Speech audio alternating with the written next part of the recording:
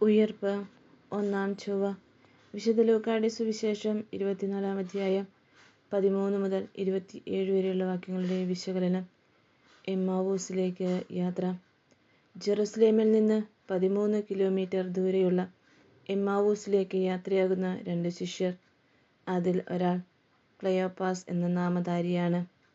യേശുവിൻ്റെ ഉയിർപ്പിന് സാക്ഷികൾ ഉണ്ടാകണമെന്നതുകൊണ്ടാണ് 2 പേർ ഈ സാബത്ത് നാളിലും വചനപാരായണം ചെയ്യുകയും വ്യാഖ്യാനിക്കപ്പെടുകയും ചെയ്തിട്ടും ഇതൊക്കെ തൻ്റെ ജീവിതത്തിൽ സംഭവിക്കുമെന്ന് മുന്നറിയിപ്പ് നൽകിയിട്ടും യേശുവിൻ്റെ പീഡാനുഭവ ഉത്ഥാന സംഭവങ്ങൾ ഇനിയും ഗ്രഹിക്കാതിരിക്കുന്നതിനാൽ ആ 2 പേരുടെ ഹൃദയം മന്ദീഭവിച്ചവർ എന്ന് പറഞ്ഞ് കൊണ്ടാണ് യേശു കുറ്റപ്പെടുത്തുന്നത്.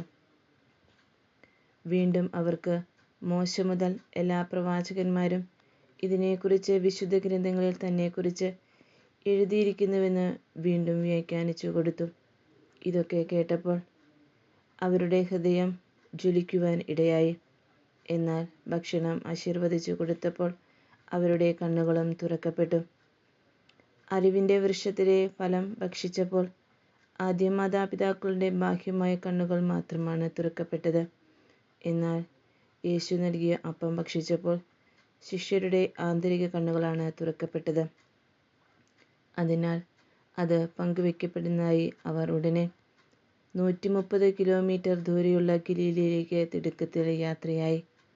ആന്തരിക കണ്ണുകൾ തുറന്നുവെന്ന് യേശുവിനെ പ്രഘോഷിക്കാതിരിക്കാൻ സമയമോ ഇരുട്ടോ ദൂരമോ ഒന്നും തടസ്സമാവുകയില്ല. അവരുടെ ബാഹ്യനേത്രങ്ങളിൽ നിന്ന് അവൻ മറഞ്ഞെങ്കിലും ആന്തരിക നേത്രങ്ങളിൽ അവൻ പ്രജ്വലനായി കത്തിജ്വലിച്ചു നിന്നു.